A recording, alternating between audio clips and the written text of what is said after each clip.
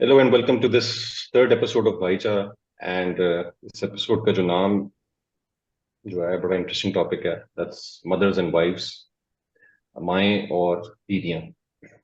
तो इसके ऊपर हम काफी बात पहले भी कर रहे थे, trying to sort of understand कि यार इस टॉपिक बड़ा इंटरेस्टिंग और बड़ा रेलेवेंट है हम सारों के लिए, स्पेशली एज मेन, कि इसमें जो है वो हमें क्या क्या एक्सपेक्टेशंस होती हैं और क्या क्या मुश्किलात आती हैं, और उस मुश्किलात की वजह से जो है वो हमारी जिंदगी अजाब कैसे बन जाती है। तो लेट्स ओपन दिस।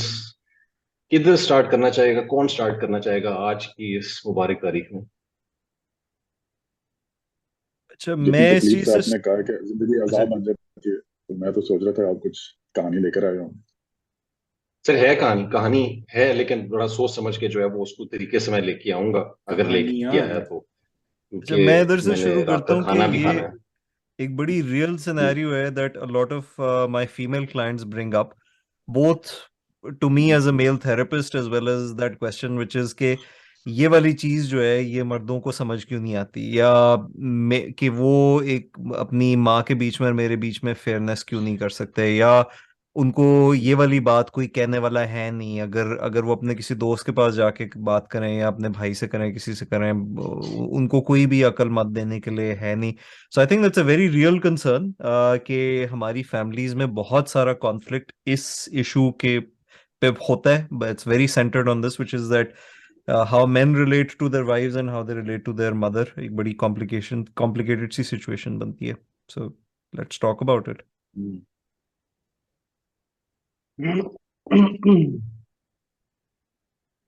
कॉम्प्लिकेशन शुरू कहाँ से होती है, सवाल तो पहले ये है ना, उसकी शुरुआत किधर है, किस Yeah, पॉइंट पे basically, which is your first conflict या which is our first conflict yeah. I think that the conflict happens? starts because I think कुछ आपकी एक I guess cultural या जो भी expectations भी आपके ऊपर एक आई होती है कि आपने जो है क्या कहते हैं I mean, basically somebody is coming into your house. I mean, अगर आप हिस्ट्री भी इसकी लेना कि बहू एक आ रही है घर, उसे एडजस्ट होगा, उसके लिए क्या कहते हैं सास की जो है उसकी अपनी एक्सपेक्टेशंस होती हैं, हस्बैंड की उसकी अपने अपनी एक्सपेक्टेशंस होती हैं, इन लॉज की अपनी एक्सपेक्टेशंस होती हैं। From men's perspectives I think हम लोग तो at least if I would if I take my own example, I think मेरी तो एक्सपेक्टेशन ये थी कि यार उसे कंफर्टेबल रखना है। I also need to ensure कि मेरा जो अपना क्या कहते हैं प्रायोरिटीज हैं in terms of what I expect from relationship वो भी रहें। थोड़ी सी एक रिकंसिलिएशन चैलेंज हमेशा होता है बिकॉज मतलब कि ठीक है वो आप कुछ चाहते हो कि कुछ फैमिली एक्सपेक्टेशंस जो है जो बीवी की जो होती है वो भी पूरी हो, लेकिन आप चाहते हो कि एट द सेम टाइम आप लोग के अपने भी फ्रीडम्स हो कि आप जो करना चाहें उसके साथ जाके तो मतलब कि you have the freedom to basically be a couple, not necessarily being confined to what is expected within the household. I think मैं थोड़ी सी घुमा फिरा के बात कर रहा हूँ, बट वो जो एक मैं I would be interested in this के शुरू चैलेंज उधर ही से अभी जो होता आप है। बात कर रहे हो you can still think like this के that you when you thought of marriage you even thought about this which is के यार मैंने कैसे फेयरनेस लानी है, but a lot of men will really struggle with that के ये concept उन्हें लॉज नहीं होता। उसकी क्या वजह है? क्वेश्चन रिपीट करें, मुझे समझ नहीं आई। क्या लॉग नहीं होता? कि जैसे उमर बात कर रहे हैं ना कि when he was marrying at least he had that sense कि मैंने मैंने मेरी शादी से क्या एक्सपेक्टेशंस हैं, या अगर एक लड़की हमारे घर आ रही है वो उसकी इधर की फैमिली मेंबर नहीं है, what does it mean for her to be there. But for a lot of men उनको इस चीज की ये बिल्कुल सोच भी रहे उनकी ना ये सोच है, ना उनकी ये समझ है, ना उनका कोई इस चीज में एक्सपोजर है। अ लॉट ऑफ जेनेरिकली कन्वेंशनली शादी जो है वो लड़के की अपनी मर्जी की भी नहीं हो रही होती। The women in the family have looked up for a रिश्ता, या so I mean somehow or the other ये वाली चीज उमेर को जैसे समझ आ रही है। what are we going to do for men जिनको ये चीज नहीं समझ आती, और उसकी क्या वजह है कि क्यों नहीं, why can't men understand this? Yeah, I mean, I don't know if I would say that men don't understand this. I think at some, there could be different things to it. At some level, they do understand it, but they just don't have the right tools या resources या language या क्योंकि हम्म। उनके अंदर एक already वो expectation है कि भाई तुम इन चीजों के अंदर क्यों पढ़ रहे हो। तुम्हारा काम जो है वो अलग है और वो अलग है. So they are trying to reconcile, वही जो बात हो रही थी ना कि they trying to reconcile with के उनके जो सोशल एक्सपेक्टेशंस हैं. क्योंकि देखो शुरू में जब बीवी आती है, आई गेस थोड़ा सा वो हो जाता है, बड़ा क्लीशे हो जाता है, बट वही जो आपके ड्रामों के अंदर होता है ना, शुरू में तो बहुत ज्यादा वेलकमिंग होती है ऑल ऑफ दैट, बट एक दफा जब वो एक आई गेस आपकी फ्लो में चीजें चल जाती हैं, तो बीवी जो है वो उसे I guess she is forced to sort of become part of the integrated into the family. और उसके अंदर शोहर खुद भी चाहता है कि yes she needs to integrate, she needs to basically accept and understand कि ये हैं. अब उस वहां पे that's I feel that's where the friction comes in. और वहां पे इसलिए जो है, जो तुम बात कर रहे हो ना कि मर्दों को ये बात क्यों नहीं समझ आती, I think I would actually argue कि सबको ये समझ आती है और everybody does want that. It's just because वो friction पैदा होने लगती है, because बंदा ये चाह रहा होता है कि नहीं यार तुमने इधर सेटल होना है, this is the family, you have to become a part of this unit, you have to become मतलब कि integrate. बीवी के लिए जो है वो चीज चैलेंज हो रही होती है, मतलब कि वो फ्रिक्शन, उनकी बहस आपस में, वही जो आपने आई थिंक बात की थी, बट ये थोड़ा सा आगे चल जाएगी, बट कि जो बीवी सवाल पूछती है कि why don't you ever take a stand for me. And my argument is because the husband already has that perspective that I will take a stand for you, but you need to also ensure that you are able to integrate into the family. And I अच्छा, think इससे that's फिर एक अगला सवाल ये निकलता है कि ये वो जो नीड है ये कहाँ से आती है, कि अगर एक रिकग्निशन है कि कोई अगर किसी और घर से आ रहा है, अच्छा उनके घर में ऐसे होता है, हमारे घर में ऐसे होता है, उनका घर ये है, वो उनका ये है, हमारा ये सिस्टम है, उनका है. सो अगर वो अंडरस्टैंडिंग है भी, लेकिन हम ये कह रहे हैं कि जो लड़की हमारे घर आ रही है वो इस इधर के सिस्टम में इंटीग्रेट होएगी, वो वाली सेंस किधर से आ रही है, वो किधर से बात आई है? आई थिंक दो ये चीजें जो दिमाग में आ रही हैं हम्म, राना साहब, जी जी, यानी आप पहले बता दें. दो चीजें जो दिमाग में आ रही हैं, ego and once again it's a guest coming into our house, और उसको हमारे तौर तरीकों के हिसाब से जो है ना वो चलना है, और उसमें इंटीग्रेट करना है, और उसने जो है ना वो एडजस्टमेंट करनी है. एंड आई थिंक ये वाला जो एक मैसेज है ना जो उसने एडजस्टमेंट करनी है, ये कुछ हमारी माओ से आती है. कुछ डायरेक्टली कही भी बातें होती हैं और कुछ की भी बातें होती हैं. बेसिकली जितना मुझे समझ है, ये जो टेम्पलेट होता है ना, असल में हमें भी नहीं पता कि हम क्या एक्सपेक्ट कर रहे होते हैं अब अपने पार्टनर से या जो आने वाली बीवी से. तो वो हमारे जो पेरेंट्स का एक टेम्पलेट है ना, उसको थोड़ा सा देख के और कुछ एक्सपेक्टेशंस अपनी करके या बना के या सोच के we go into this with that. यानी कि हम फुली आर्म तो खैर सही लफ्ज नहीं है, लेकिन फुली इन्फॉर्म्ड होके जो है ना वो इस रिलेशनशिप के अंदर जो है वो हम जाते नहीं है. और वो हमें जो दूसरी साइड है एक्सपेक्टेशन की, and how to be understanding and good with our wifes, I think वो वाला एलिमेंट जो है ना वो शायद ज्यादा बताया नहीं जाता. ये बताया जाता है कि उससे क्या एक्सपेक्टेशन होनी चाहिए, इसके तौर तरीके होने चाहिए. दैट्स इसकी जो it's sound like a very motherly thing to say, जो आप माएँ कहती हैं कि उसने सेट होना है, उसने ये करना है, उसने घर संभालना है, उसने खाना करना है, वट एवर जो भी है वो, और सबके साथ जो बना के रखनी है, और मेरे सामने जो है ना वो बाकी बात है बस जी जी करना है. वंस अगेन ये माओ से जरा ज्यादा बात आती है, कि ये कम बाप से जरा कम इस तरह की बात आती है. तो कोई हमें सिखाता भी नहीं, बताता भी नहीं है कि यार दूसरी side, how can you welcome this particular person, how can you make it easier for her. Yes ठीक है, एक बाउंड्रीज के वाले से और कुछ जिसको कहते हैं रूल्स ऑफ एंगेजमेंट जो है वो कुछ डेफिनेटली इन प्लेस होनी चाहिए. सम That's a very non good negotiable, but point. yeah. That for No, women, for example, उनको ये चीज reinforce दूसरी खवातीन भी करेंगी, अब उनकी सास भी करेगी, उनकी माँ भी करेगी कि तुम्हारा काम ये है. लेकिन लड़कों को किसी ने भी, इंक्लूडिंग उनके बाप ने या कोई भी, या आपके दोस्त जो हैं, ये बात नहीं करेंगे कि यार बीवी में और माँ में फेयरनेस भी करनी है, अगर बीवी जो है वो कुछ मांग रही है वो भी करना है. वो वाली चीज ओवरऑल हमारी एक उस रिलेशनल नॉलेज से मिसिंग है, कि हमें ये पता है कि माँ की तरफ फेयरनेस क्या करनी है, जो बीवी आ रही है उसने, जो मैं बात कर रहा था, उसने इंटीग्रेट होना है, लेकिन उसके अलावा हमारा उनसे जो ताल्लुक क्या बनना है या क्या बन सकता है, कैसे हो सकता है, उस पर कोई ज्यादा कॉन्वर्सेशन हुई नहीं हुई या होती नहीं है. अच्छा सॉरी राना साहब, आप क्या कह रहे थे? वो उमर ने उस बात को एक्सप्लेन किया है. मेरा भी ये ख्याल है कि इसमें एक एक दो तीन चीजें इसमें। एक चीज जो इम्पोर्टेंट ये है कि एक्सपेक्टेशंस का भी प्रॉब्लम है, और एक प्रॉब्लम ये है कि एंड टू एंड जब शादी होती है ज्यादातर, खासतौर पर पहले एक जरा छोटी एज में शादी हो रही थी, तो उस वक्त लड़का लड़की ने एंड टू एंड सोचा नहीं था कि ये शादी के बाद होना क्या है और हमें क्या करना है, एक्सपेक्टेशंस क्या है। और एज दे गो अलोंग तो उनको आहिस्ता आहिस्ता समझ आ रहा होता है, आहिस्ता आहिस्ता एक्सपेक्टेशंस भी बिल्ड हो रही होती हैं। तो एंड टू एंड ना सोचना एक लिहाज से अच्छा भी है कि आप शादी कर लेते हैं। अदरवाइज जब एज ज्यादा होती है, आपने देखा कि फिर एक खास एज के बाद जब ज्यादा समझ आ जाती है तो फिर लोगों की शादियां भी, उसकी प्रोपोर्शन भी थोड़ी कम हो गई, क्योंकि फिर वो एंड टू एंड सोच रहे होते हैं कि तो ये भी प्रॉब्लम होगी, ये भी प्रॉब्लम होगी। तो ये एक सोशल एक सिस्टम चल रहा है, और वो शायद इसलिए चल रहा है कि शुरू में लोग ज्यादा सोचते नहीं और इसमें पड़ जाते हैं और फिर उसको चला रहे होते हैं। फॉर एग्जाम्पल ये वाला जो आपने कहा था कि ये नीड कहाँ से आई है, तो एक एंगल से देखा जाए तो मुझे तो एक बड़ी अनफेयर सी बात लगती है कि दो पार्टीज में से एक पार्टी जो है वो किसी के घर में जाके रहेगी और वो इंटीग्रेट होगी। ठीक है, अब आज के दौर में खासतौर पे यानी कि इसको जस्टिफाई करना थोड़ा सा मुश्किल है। तो अगर तो आप ये इतना बड़ा स्टेप ले ही रहे हैं तो पहले there should be some alignment, कि जिसने इंटीग्रेट होना है उसके साथ पहले अलाइनमेंट तो कर लें कि उसने इंटीग्रेट होना भी है कि नहीं। क्योंकि ज्यादातर मेरा ख्याल है प्रॉब्लम तब आता है कि अगला बंदा इंटीग्रेट होने नहीं आ रहा होता। Basically it's like a clash of two cultures.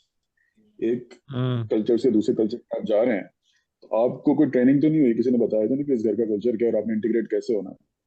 आप खासतौर पे खवातीन, या मैं भी किसी घर में अगर शादी करके जाऊंगा तो मैं तो बहुत सी एक्सपेक्टेशंस लेकर जाऊंगा कि जी मैं तो शायद जाके यहाँ पे बादशाह बन के रहूंगा। तो इस तरह लड़कियां भी और राइटली वो मलका बनकर आते हैं।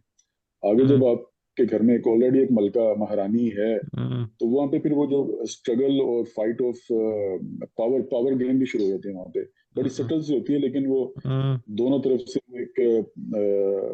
वो भी एक चल रहा होता है, एक जो खिंचतरू चल रही होती है उसके अंदर वो भी। वो अब अगेन अगेन इस पूरे सिस्टम की कोई वो ट्रेनिंग अवेलेबल नहीं है कि जी अच्छा पहले दिन शादी के पहला हफ्ता कैसे गुजारना है, क्या करना है, क्या एक्सपेक्ट करना है, जैसे वो अब आप जिधर गए हैं, जिस इंस्टीट्यूट में गए हैं, विच इज द फैमिली जिधर आपकी शादी हुई है, एज ए लड़की बात कर रहा हूँ, उधर अब आपने जो कुछ देखा है और अपने अपने घर में जो कुछ देखा है, यही दो इंस्टीट्यूट हैं आपके पास जिनसे आपने सीखा है। आपके घर में अगर ऐसा कुछ नहीं हो रहा था, इधर हो रहा था, तो आपने कैसे सीखना है? आपने फिर वो जिस तरह डूबता हुआ बंदा कभी इधर कुछ पकड़ा, कभी इधर कुछ पकड़ा, तो वो जो इंसान को समझ आ रही होती है उनको, वो अपने हिसाब से कर रही होती हैं। और फिर जाहिर इनसिक्योरिटी भी है लड़कियों को, as far as I have discussed with a lot of girls जो न्यूली वेड होती हैं, उनको इनसिक्योरिटी काफी अर्से तक इनसिक्योरिटी होती है कि मैं एक्सेप्ट हुई हूँ कि नहीं हुई इस फैमिली के अंदर। वो इनसिक्योरिटी उनसे बड़े बड़े गलत काम और बड़ी बड़ी गलत बातें करवा देती है। और आदमी जिसके घर में लड़की आई हुई है उसकी ये इनसिक्योरिटी नहीं है, क्योंकि उसके तो घर में कोई आया हुआ है, तो इसने एक्सेप्ट करना है, इसने एक्सेप्ट होना नहीं है। In general point of view से मैं बात कर रहा हूँ। तो इसलिए वो जो जो स्टेक्स है ना वो डिफरेंट है। लड़की के हमेशा स्टेक्स ज्यादा होते हैं, इसलिए वो इस कल्चर के अंदर खास तौर पे, तो इसलिए वो इनसिक्योर भी ज्यादा होती है। तो अब इसका हल क्या है? हल मेरा तो ये ख्याल है कि सबसे पहले है बड़ा मुश्किल, लेकिन ये वाला जो सिस्टम है कि एक पार्टी सब कुछ छोड़ के दूसरी पार्टी के अंदर जाकर इंटीग्रेट हो रही है, आई थिंक ये आहिस्ता आहिस्ता इसको चेंज करना चाहिए। काफी पुरानी बात हो चुकी है और उस पे बात होती It's- नहीं है, मतलब हम भी जैसे बात कर रहे हैं, this is not a topic of conversation between man. मतलब इफ एनीथिंग मेरा ख्याल है एक हमारा कल्चरल काफी एक जजमेंट होता है उस तरह की टर्म्स, जोरू का गुलाम और थल्ले लगा हुआ हाँ है, और मतलब इफ रणवीर।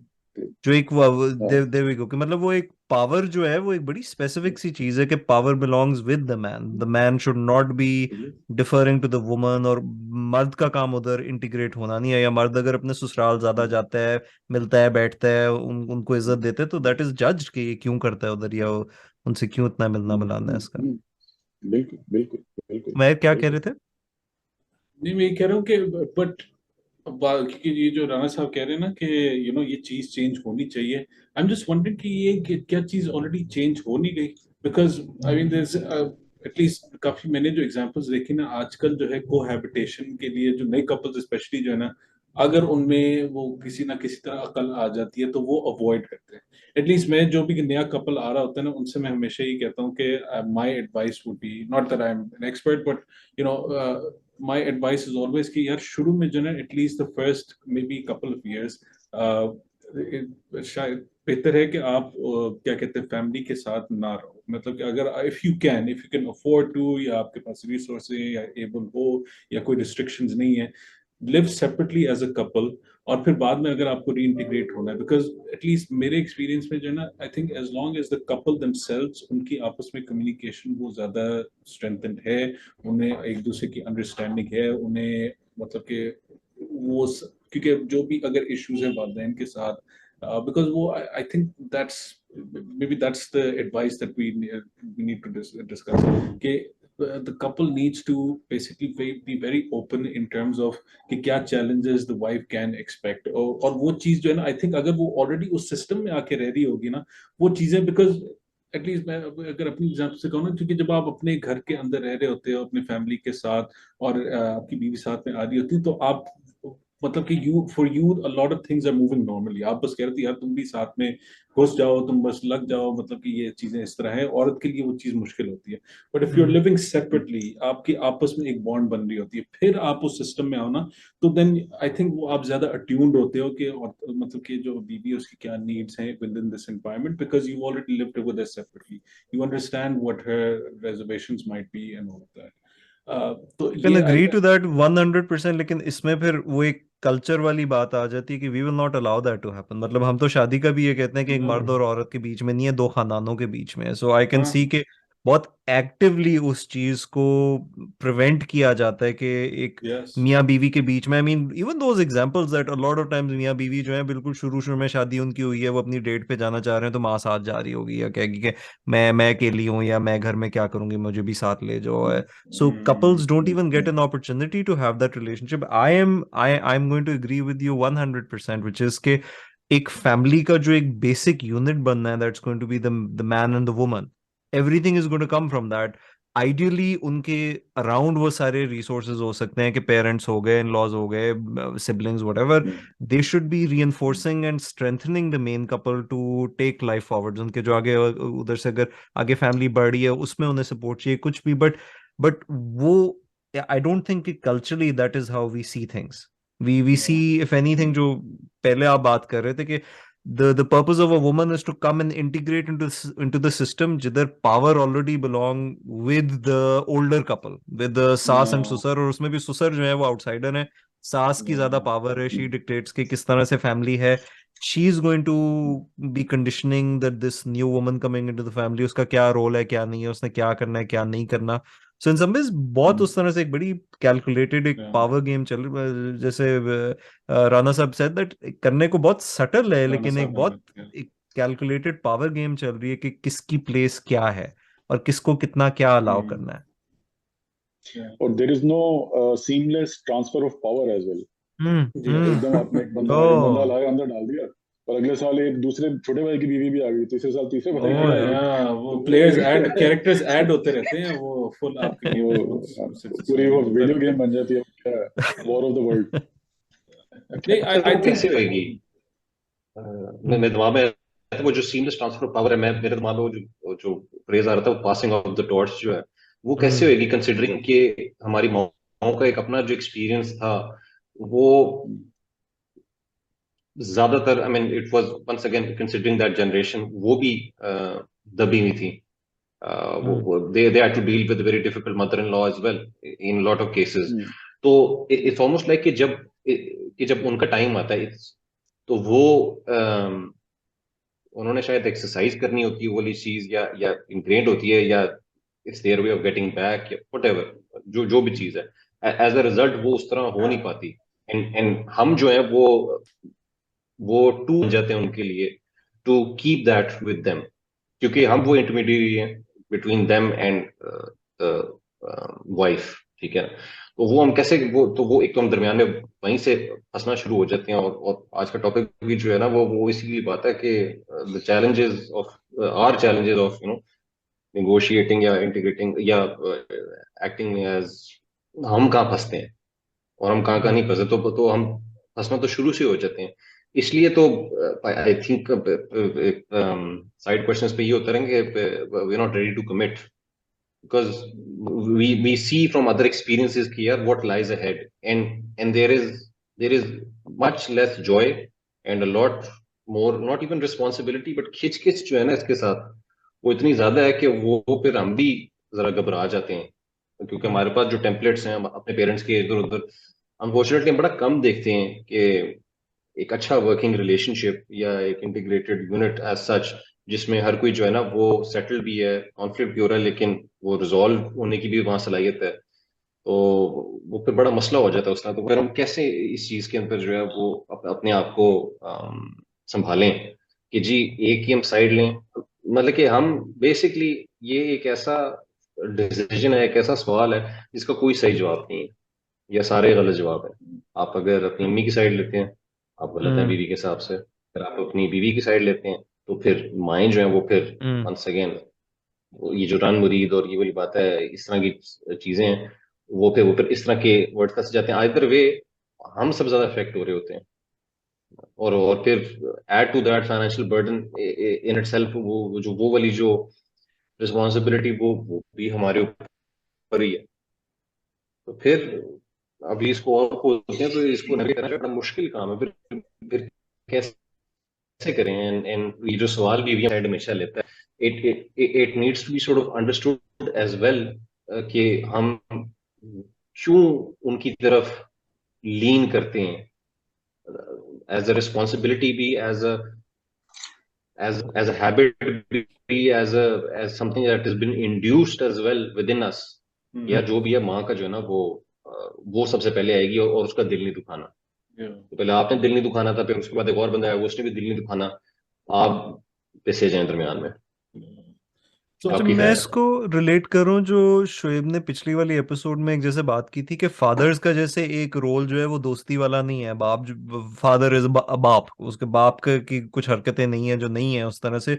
तो उस तरह से एक आई थिंक इधर जो रोल्स भी जिस तरह से कंस्ट्रक्ट हो रहे हैं ना, कि एक सास का रोल जो है is not as a family elder. I mean it's almost like it's a competition for resources, which is के उसको क्या मिला, मुझे क्या मिला, उसको कितना टाइम दिया, मुझे पहले किसको सलाम किया, उसको बाहर लेके गए, मुझे क्या दिया। So I mean even that role is constructed very competitively. It's not a letting go of it, which is that to start with Umar जो बात कर रहा था कि एक मर्द जो है वो उस चीज में फंस क्यों रहा है कि मैंने दो दो लोगों के बीच में चूज करना है, because the very role is constructed in that way rather than that very simple thing which is कि बीवी बीवी है और माँ माँ है। एक बिल्कुल फर्क रोल है उनके बीच में, कुछ वो एक क्लैश आना भी नहीं चाहिए। But that's in in an ideal world. एक आइडियल वर्ल्ड में मेरे जहन में ये ख्याल आता है कि ये चीज रिजॉल्व तब हो सकती है where these roles are defined very clearly, and then जो जिसका रोल है, जो जिसका काम है, वो अपने उस रोल ऑब्लिगेशंस में रहे। उस I think the problem is when there is that, for example a mother who has never received love from her husband, or her husband never attends to her, then she expects her son to do that. Or for example, a wife who sort of is very very frustrated with her own sass and how she feels overworked and how she feels that, and then she expects something from her husband which the husband feels कि यार मैं इन दोनों में आपका क्या करा सकता हूँ। That's where जो जिसका रोल है उससे जैसी एक वायलेशन होना शुरू होती है, we find ourselves stuck in that place कि मैं इसमें क्या कर सकता हूँ। Yeah, so इसके ऊपर I have 2 points. Sorry, Rana साहब. So I have 2 points on this. First off, I think ये जो लतीफ ने सवाल किया था ना, आप कि तुम भी जो कह रहे हो उमर के, मतलब कि बंदा फंस जाता है और मतलब कि किसकी साइड ले. First, I'd like to go to from the mother's perspective. अगर आप एक माँ का genuinely perspective लेना, तो I don't think she ever wants herself to be the cause of strife between her son and her क्या कहते हैं daughter-in-law. वो हमेशा यही चाहेगी कि इनके आपस में रहे. सो वो अगर जो भी कर रही होगी, वो अगेन वही बात है ना, उसके अपने एक्सपीरियंसेस थे, उसके अपने बिलीव्स हैं या सेट ऑफ अपने जो फिक्स बिहेवियर्स हैं, जिसकी वजह से वो उस किस्म की वो पावर स्ट्रगल होगी. सो आई थिंक वो बात तुमने बड़ा सही कहा है कि that needs to be clearly communicated. और मसला वो ये होता है कि मतलब कि there is never any real communication. मतलब कि वो ये चीजें, मतलब कि जो औरत है उसकी माँ ने उससे कुछ बताई होगी, कुछ आके सास चीजें बता देती हैं, most of it she has to pick up, और बीच में जब फ्रिक्शन होती है बंदे को बीच में आता है, वो कहता है कि यार मन्नू की पता, मैं तेरे बस कमाने रोटी कमानी है, बट दैट्स आई थिंक एक तो फिर कम्युनिकेशन का हो जाता है। दूसरा ये है कि आई थिंक हम थोड़ा सा ओवर एस्टिमेट करते हैं कि क्या कहते हैं कि ये जो पावर स्ट्रगल्स हो रही होती है ना, because I don't think they're power struggles, I think they're more क्या कहते हैं difference in behaviours and expectations, that's it. और वो आप रिकंसाइल हमेशा अगेन बात वही आती कम्युनिकेशन से करते हैं, मोर सो देन एनीथिंग। तीसरा ये कि I think can you give an example, how could that look like? यार तुम्हारा पॉइंट बिल्कुल सही है कि एक बहुत कॉम्प्लिकेटेड सिचुएशन का एक सिंपल सा भी वर्जन हो सकता है। What could that look like, एक बिहेवियरल? हाँ, so I think, a very simple example, that was actually my third point, which is compromise. I think not just between the couple themselves, but I think because the husband needs to understand compromise, the mother-in-law needs to understand compromise, the wife does. But issue हमेशा वही आता है कि वो जो तुमने शुरू में बात की थी ना उमर लतीफ ने, कि egos जब आ जाते हैं, that's the only thing. Again, nobody wants there to be strife. It's just egos are at play. Nobody's communicating. So what that example could look like, let's take something very simple. The mother-in-law expects the new क्या कहते हैं daughter-in-law to make breakfast सुबह को, ठीक है, वो मतलब कि जो है ससुर के लिए बनाए, सास के लिए बनाए, मियाँ के लिए भी बनाए, ठीक है, ये उसकी एक एक्सपेक्टेशन है। बीवी जो है वो कहती है कि नहीं मैं तुम्हारे लिए बनाऊंगी, लेकिन मैं नीचे, वो किचन डिफरेंट है, किचन का हमेशा जो बहुत बड़ा फंडा होता है, तो किचन जो है वो डिफरेंट है, मैं उधर जाके नहीं कर सकती बिकॉज वो डोमेन जो है सेपरेट है, ठीक है। वो जब उधर जाके बना रही होती तो उसे इंस्ट्रक्शंस मिल रही होती है, उसे बताया जा रहा था नहीं तुम इस तरह बनाओ, इस तरह को करो, वो आगे जाके हस्बैंड को कंप्लेन करती है कि मैं इस तरह बना रही हूँ, मुझे इस तरह क्यों कहा जा रहा है कि इस तरह करो। आगे हस्बैंड कहते हैं यार तुमने जिस तरह बनाना है बनाना, ऑब्वियसली वो ये कहेगा ना यार who gives a crap, I don't care, तुम लोग ये this is a nonsensical thing, but it's not, I mean वो बंदा उसे अंडर एस्टिमेट कर रहा होता है, लेकिन बीवी के लिए और सास के लिए it becomes a pain point, because उधर से फिर आपके बहुत सारे इश्यूज अनरेवल होते हैं आपके, because it's always that starting point.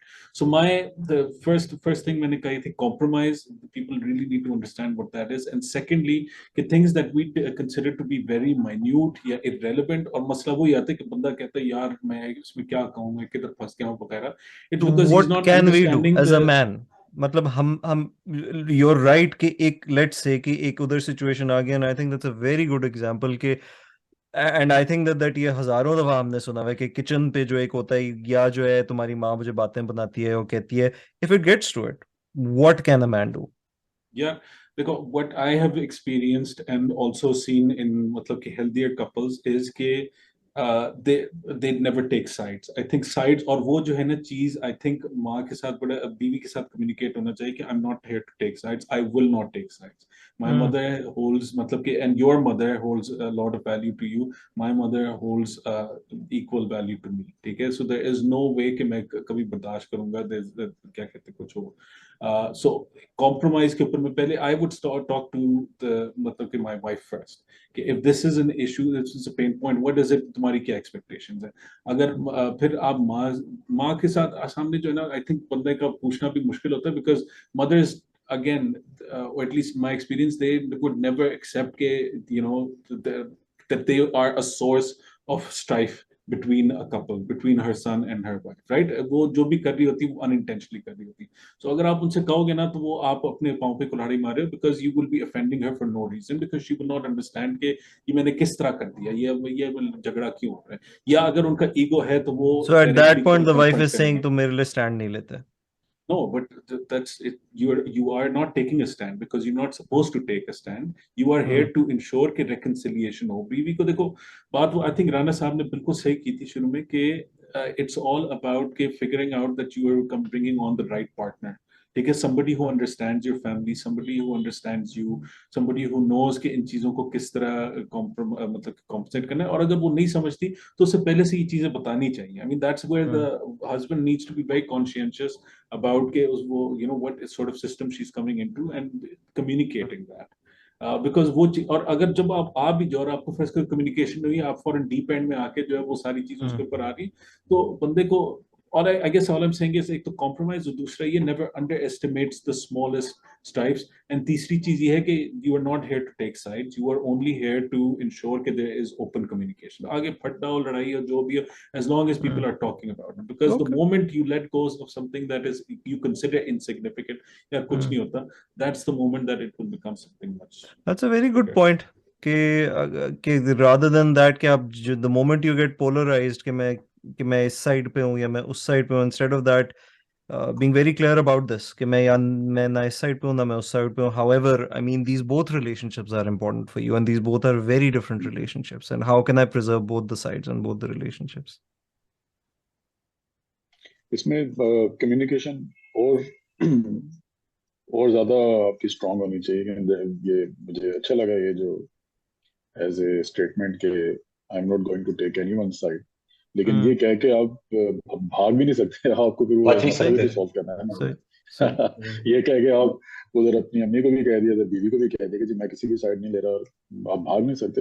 It's a good strategy कि आप किसी की साइड ना लें, बट आफ्टर दैट आपकी जो अपनी रिस्पॉन्सिबिलिटी वो और बढ़ जाती है. आपने प्रॉब्लम और अब आपने ही सॉल्व करना है साइड्स लिए बगैर. तो लेकिन अगेन हर घर में सिचुएशन डिफरेंट है. तो पावर स्ट्रगल किचन से ही स्टार्ट होती है, और इनके पास तोशा खाना तो है नहीं जो उन्होंने उस पर अपनी पावर स्ट्रगल करनी है. तो वही कि आज क्या पकना है, किसने क्या डिसाइड करना है, ग्रोसरी किसने करनी है, ये किसने करना है, वो किसने करना है, स्टार्ट यहीं से छोटी छोटी चीजों से होती है. तो इसको अगेन आई डोंट थिंक कोई बड़ा स्ट्रेट फॉरवर्ड, स्पेशली अगर हमने अपनी वालदा को समझाना है, we don't know where is she coming from, कि वो उनके पास भी ये एक वो जिस तरह अजीब सी एग्जांपल है, जिस तरह ये गवर्नमेंट में जो क्लर्क्स होते हैं उनके पास जहाँ पे पावर होती है ना वहाँ पे वो जरूर एक्सरसाइज करते हैं, और उनके पास जिंदगी भर उनको जो है ना हर किसी से डांट ही पड़ी होती है, लेकिन कहीं एक जगह पे अगर उन्होंने कहीं साइन करना है जिससे वो किसी को थोड़ा सा इंतजार करवा सकते हैं, वो जरूर वहाँ पे एक्सरसाइज करते हैं. तो इसी तरह प्रॉब्ली शायद वो जो मदर्स हैं उनको ये एक मौका मिल गया है अपनी पावर एक्सरसाइज करने का अपने बेटे के ऊपर, एज्यूमिंग उनकी अपने हस्बैंड के साथ, जिससे भी आप लोग बता रहे थे कि हस्बैंड ने उस तरह की वो रिलेशनशिप नहीं थी, तो वो सारा का सारा उसने सारी उम्र यही फिर सोचा कि मेरा ये जो बेटा है, खासतौर पर जो बड़े बेटे होते हैं उनके साथ सिचुएशन भी जरा और कॉम्प्लिकेटेड होती है. तो वो शायद साइकोलॉजिकली वो अपनी पावर एक्सरसाइज करने का उनको एक मौका मिलता है तो वो करती हैं. नॉट हमेशा नहीं, लेकिन समटाइम्स ऐसा भी होता है. तो अगर कभी हो गया तो उसको भी जिस तरह वो कह रहे हैं कॉम्प्रोमाइज करना, इग्नोर कर दें. लेकिन अगर एक मेरे ख्याल में मसला तब पड़ता है कि एक चीज कंटिन्यूसली एक पैटर्न बन जाता है, टेम्पलेट बन जाता है, जैसे उमर कह रहे हैं कि यही होना है, यही चल रहा है, वहां पे मेरे ख्याल में इंटरवीन करना चाहिए. कोई बंदा जो पिस रहा है, जो परेशान है, उसी को कुछ करना पड़ेगा, क्योंकि वो दोनों पार्टीज तो अपने हिसाब से आपके पास ही आ रहे हैं प्रॉब्लम लेकर. इसमें उमैर भी जो बात कर रहा था, शुएब आप भी जो बात कर रहे हैं, उसमें फिर मुझे ये ख्याल आता है कि इस तरह की चीजों में एक प्री मैरिटल काउंसलिंग बड़ी जरूरी है, कि जिस वक्त में रिश्ता तय हो रहा है बोथ साइड से ये कॉन्वर्सेशंस तब होने वाली हैं कि लेट्स से कि अगर बात ही ये हुई हुई है कि लड़के और लड़की ने एक जॉइंट फैमिली में रहना है और उधर एक ही किचन है और एक ही फ्लोर पे रहते हैं या 2 फ्लोर्स पे रहते हैं, किचन एक है, then these are very important conversations कि देखो हाउ विल दिस वर्क, या मेरे पेरेंट्स की एक्सपेक्टेशंस हैं, हमारे घर में नौकर हैं, हमारे घर में नौकर नहीं है, कौन क्या करेगा. These are very very important conversations जिन पे अगर एक शुरू से एटलीस्ट कॉन्वर्सेशन शुरू हुई भी हो. और आदमी के लिए ये इंपॉर्टेंट नहीं है जिस एज में हम थे, लेट्स से आप 27 28 की उम्र में अगर शादी कर रहे हैं, 30s में शादी कर रहे हैं, आप ये नहीं सोचते कि यार उसने आके किधर पकाना है, क्या करना है. आप तो कुछ और सोच रहे होते हैं कि हमने क्या करना है, कब करना है. और इस तरह लड़कियां भी जो है वो इतना नहीं सोच रही होती यंग एज में ना. वो ज्यादातर लड़कियां यही सोच रही होती है कि हमने शादी पे कपड़े, हमने दुल्हन कैसे बनना है, हमने कहाँ से तैयार होना है, क्या करना है. आगे की जो पूरी जो जिसकी वजह से सारे खराब होते हैं, वो उस वक्त प्रॉब्ली उस एज में वो हमारी कैपेसिटी भी नहीं होती. तो जब कैपेसिटी बनती है तब तक हम खुद एक अजीबोगरीब से वो कपल बन चुके होते हैं. लेकिन डेफिनेटली या तो ये जिस आप कह रहे हैं प्री मैरिड ये डिस्कशन या काउंसलिंग होनी चाहिए, या ये जनरल डिस्कशंस ये आम होनी चाहिए कि शादी के बाद क्या वो जो सिर्फ वो जैसा मूवीज में दिखाते हैं it's not all happy ending, आगे बड़े एक रियल टाइम एक रियल लाइफ स्टार्ट होती है, उसकी डिस्कशन होनी चाहिए कि आगे क्या किस तरीके से होना है, क्या होना है. ये आपका बड़ा अच्छा पॉइंट है. आई थिंक वो जो एक जब देखिए अगर कोई अरेंज मैरिज हो या इवन अरेंज मैरिज भी हो या लव मैरिज जो भी है, उसके अंदर हमेशा जो है ना वो आई थिंक वो एक एक्साइटमेंट की वजह से जो हनीमून पीरियड होता है ना, आपको एक्सपेक्टेशन होती है कि जी आगे तो जो है ना बस क्या कहते हैं स्टार्स और म्यूजिक बैकग्राउंड कॉन्स्टेंटली चल रहा होगा और खेत आई डोंट नो व्हाटएवर जो भी मतलब की फैंटेसी खेत भी आ गए खेत भी आ गए, खेत बागात खेत भी अंगूर जो भी है, ठीक है जो भी बीच भी हो सकता है, खेत नहीं थे मेरे लिए, आप में है, चले इस तरह कर देते हैं। everybody has मैं their आपको own एक preferences. एग्जांपल देता हूँ, एक इंटरेस्टिंग एग्जांपल देता हूँ आपको डिस्कशन की ना। मेरी वन ऑफ माय वाइफ्स, जब हमारी शादी से पहले ना डिस्कशन हो रही थी, पता नहीं कहा जी मुझे ना थोड़ा सा गुस्सा चढ़ जाता है, तो तुम क्या करते हो जब किसी को गुस्सा चढ़ जाए? मैंने कहा जी मैं चुप कर जाती हूँ, अगर लड़ाई हो रही है गुस्सा चढ़ जाता है मैं चुप कर जाती हूँ। यार जबरदस्त है, फायदा हो गया, यानी कि पता चल गया कि शादी हो गई, तो बाद में पता चला कि जी वो चुप होने का मतलब है साइलेंट ट्रीटमेंट। जब लड़ाई हो गई है उसके बाद उसमें जो है ना 6 महीने तक बोलना नहीं आपसे, तो कम्युनिकेशन तो हुई थी लेकिन प्रॉपरली अंडरस्टैंडिंग एस्टैब्लिश नहीं फाइन हुई, प्रिंट नहीं था। तो फुल्ली क्वालिफाइड डिस्कशन नहीं थी। आई थिंक मैं सिर्फ ये कह रहा था जो तुमने उम्र बात की है ना, rather than pre marital counselling तो बहुत कॉम्प्लेक्स हो जाएगा। आई थिंक मियाँ बीवी को शादी से खर्चा पहले बढ़ा जो है रहे ना एक दूसरे को बड़ा क्लियर कट सवाल पूछना चाहिए। What is your expectation from me, number one. What is your expectation from my family, my mother in law, my father in law, my siblings वगैरह। वो बेशक इवन इफ देयर अनरियलिस्टिक या even if there whatever, वो expectation अपनी देते हैं। फिर उसे अपनी माँ से जाके पूछना चाहिए कि यू नो आपकी क्या क्या एक्सपेक्टेशंस हैं, क्या क्या आपको लग रहा है कि मसला हो सकता है, क्या चीजें आप you would like her to do. I mean ये नहीं कि मसला कहाँ हो सके, what things would you like her to do, what things would you not like her to do, again even if they are unrealistic. लेकिन I think मसला हमेशा तब आता है और वही जो फ्रिक्शन और सारी चीजें होती हैं जब कोई सरप्राइज आता है, because you know I was not expecting to be doing this, I was not expecting, why am I being expected to. वो फौरन जो अपनी ख्वातीन अपनी ईगोस नहीं, मेरे ख्याल है मैंने सही टर्म यूज नहीं की। वो तो उस केस में खाली हो सकती है जिधर दो लोग ऑलरेडी मर्जी की शादी कर रहे हैं, उनके पास एक्सेस है, वो एक दूसरे से बात करना चाह रहे हैं, they have 6 months, they can maybe even go to a professional. But एक रियलिस्टिक एवरीडे सिनेरियो में जिधर इस तरह की कोई सपोर्ट अवेलेबल नहीं है, I think with in families specially जो मेल्स सुन रहे हैं हमारी conversation, I think that this is a very important pointer for them कि आप शादी के शौक में या जल्दी में ये वो चीजें जो कि these will be daily pain points, these will be things which will cause lot of friction, these are things which are let's not say कि अच्छा ये ज्यादा इंपॉर्टेंट है वो कम है, या but these are equally important conversations to have with your spouse, partner, girlfriend के यार। जस्ट लाइक आप you can talk to them कि हम हनीमून पे किधर जाएंगे या हम व्हाटएवर, अगेन बच्चे हमारे कितने होंगे, हम उनका क्या नाम रखेंगे, ये भी बात करें कि जी how will we balance out some role obligations and these are important conversations जो कि मेरा ख्याल है इनकरेज नहीं की जाती हैं। If you are a friend and your male friend is getting married, have a chat with them कि have you thought about this कि तुम्हारी अम्मा का मैं जानता हूँ मूड मिजाज कैसा है, अपने सोचा है कि बीवी घर ला रहे हो, लेकिन have you thought about it कि ये कैसे होएगा? So these are conversations men need to help other men with as well.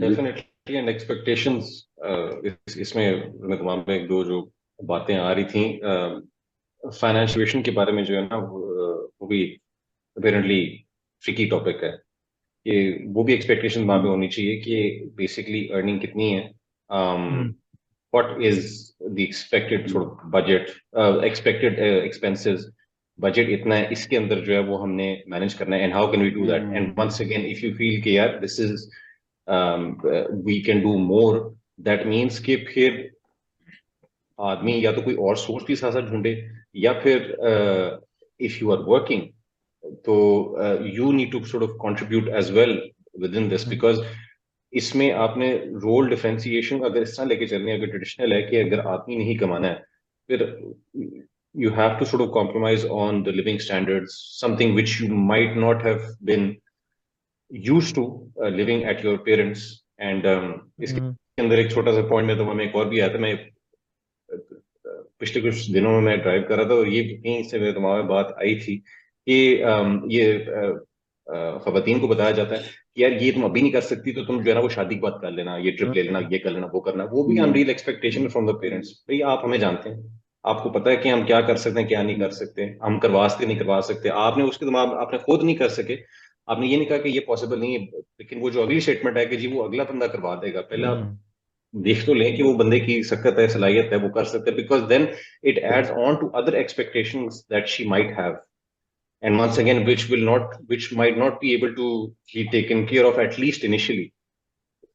इस नीयत से तो once again ये मैं नहीं कह रहा कि इस नीयत से शादी नहीं कर रहे कि उनकी एक्सपेक्टेशंस मीट नहीं करनी, and lot of may be unreal expectations वो आप प्यार मोहब्बत में वो आप कर लेते हैं, सो आप लोग यूज कर रहे हैं compromise and that's a word that is used a lot, but उसकी जगह जो दूसरा एक लफ्ज है दैट्स कोलैबोरेशन, जो कोलैब्स कहते हैं, लेकिन उसको कोलैबोरेशन कहते हैं कि वो अगर हम कोलैबोरेशन में अगर ये कर लें कि मिलजुल के कर लें, so I think it has a sort of better connotation, and it comes from not just you're stuck with this, but how can we make this work? क्या हम इस चीज को हम किस तरह कर सकते हैं? अगर हमने वाकई अगर मैं ट्रिप लेना है तो दैट मीन्स कि अगर उसके लिए पैसे जमा करने हैं और अगर एक ही बंदा है और वो पॉसिबल नहीं है, तो if you are already working तो वेल एंड गुड.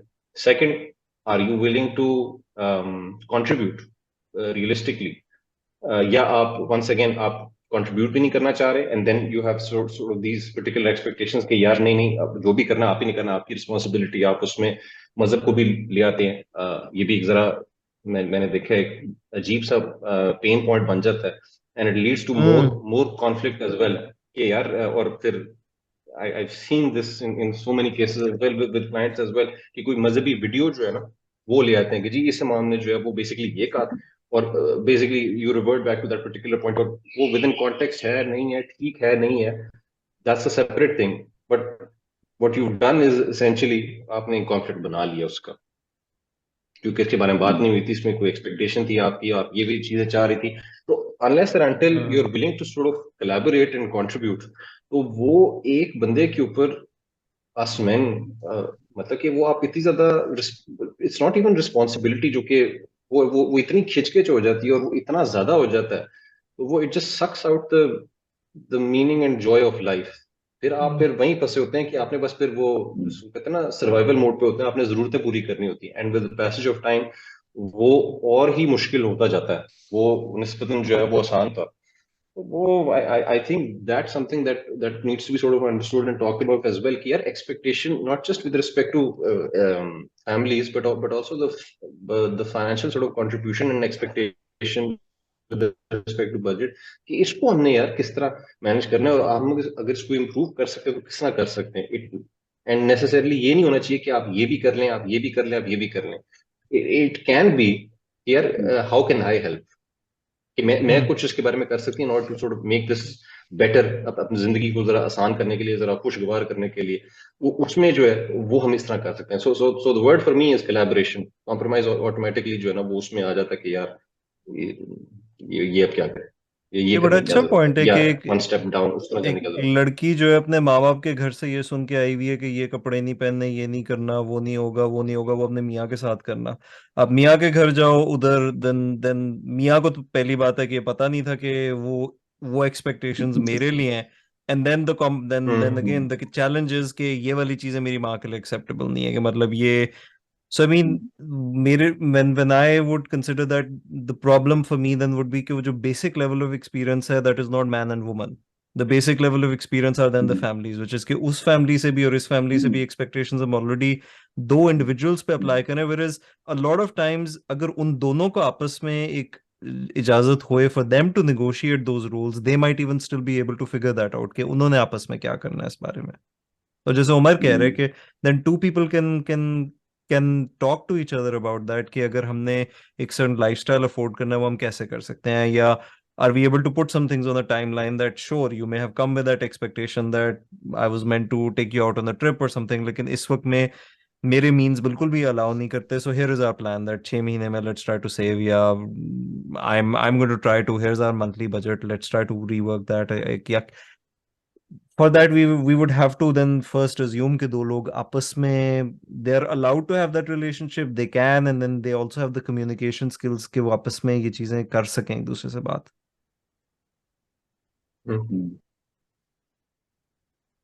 So ये एडजस्टमेंट जो है ना वो आई थिंक बड़ी नेसेसरी है.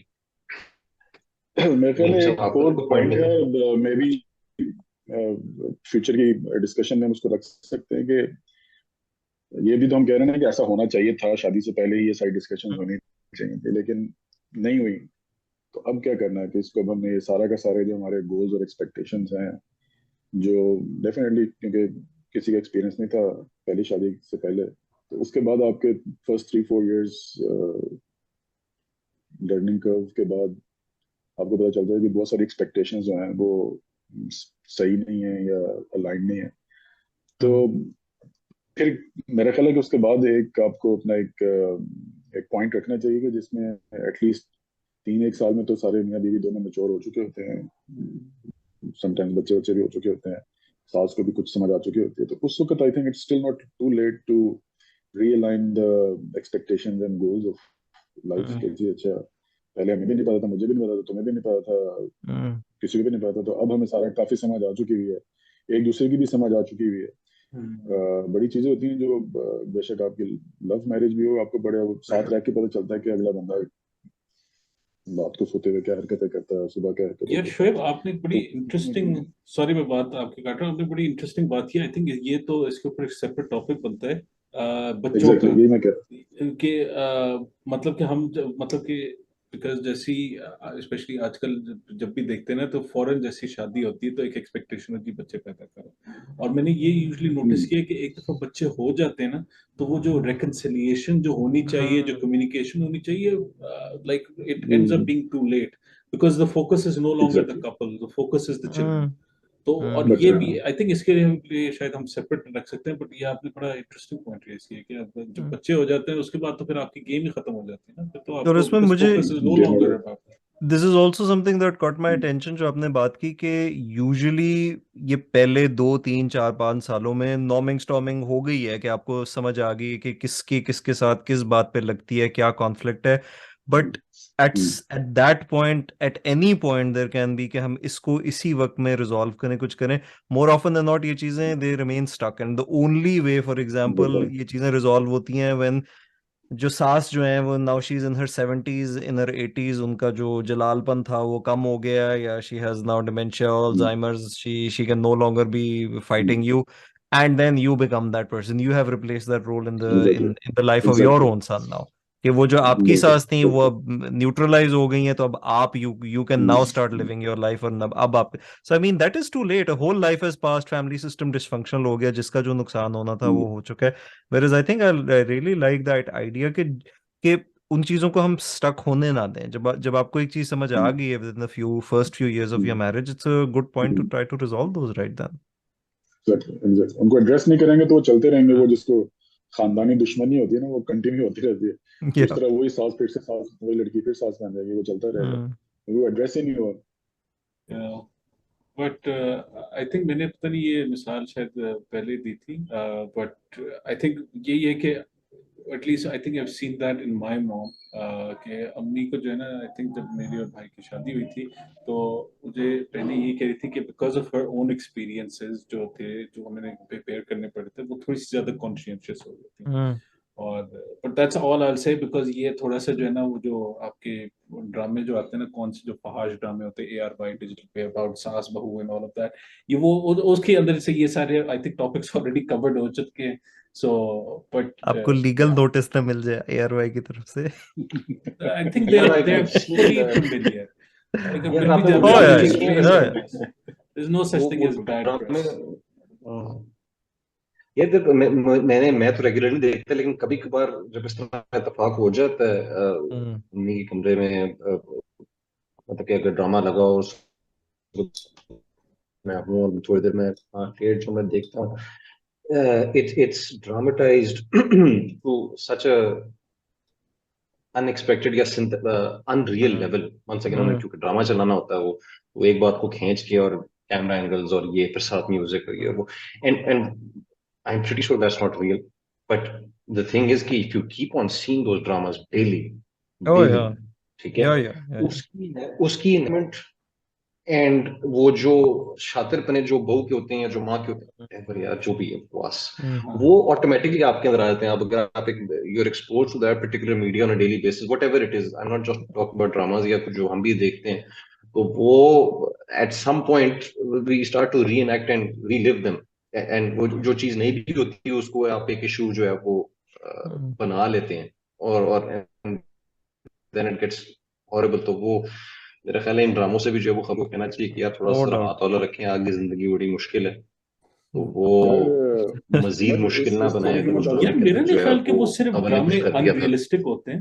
ड्रामे जो है देखो, because fiction is always borrowed from reality, और तो ठीक है वो जो एग्जैजरेशंस वगैरह होती है वो तो आई एम श्योर उनके जो एक्सप्रेशन वो तो बकवास है, लेकिन जो स्टोरीज आ रही होती है ना, as ridiculous as they might be, they actually most of those stories are true, और एटलीस्ट जो लोग मुझे बता रहे हैं नहीं ये तो ऐसा होता है, ऐसे तो वाकई हमेशा फड्डे होते हैं, ऐसे तो लेग पुलिंग भी होती है, ऐसे तो पता नहीं क्या और भी बहुत सारे इंसेस्ट जो भी बकवास है। खैर थैंकफुली सो यहाँ मेरा एक मेरी पॉइंट है, किस्मत है कि मैंने ऐसी चीजें नहीं देखी, बट नहीं देखी, सो मेरा यहाँ पॉइंट है, even if they are true, the question is, you really need to be exposed to them, even though they're, you really need to यार वो see and entertainment है experience यार, every particular thing world. अगर वो राणा ड्रामे साहब ने अगर हो रहे हैं, अगर इस वो तरह की चीजें entertainment हो है, रही वो हैं, एक तो इंडस्ट्री क्या है, इसका उसको मतलब है कि आप वो उसको आप देखें नेगेट नहीं कर वो सकते। देखें अभी आपकी थ्योरी सर, वो अगर मेरे वही कहने है पे ना, तो नेगेट नहीं तो होगी, मैं तो एक जितने छोटी सी पॉडकास्ट के ऊपर जितने एक आप पॉइंट कर रहा हूँ, मैं मेरा मतलब सुने सुने ना, जितने आप स्पोर्ट्स देखते हैं ना, तो इस वक्त आपको एक बहुत बड़ा जो है ना वो फुटबॉलर या आपका नाम उमर सिन होना चाहिए, जितने आप जिस तरह की फिल्में देखते हैं, तो इन इस तरह तो कोई खास फर्क नहीं पड़ता। वो एक इंडस्ट्री है, उसको हम इस तरह निगेट कर नहीं सकते, इतना ट्रांसफॉर्म नहीं होता। वरना जितने वो कुकिंग शोज में देखता हूँ ना मैं इस वक्त, वो कौन है वो चाइनीज शेफ, चाइनीज में चाइनीज से वाला कौन सा इटालियन। ये तो हाल है। चलो यार, काफी लंबी बातें हो गई, कुछ अगले के लिए छोड़ देते हैं जी।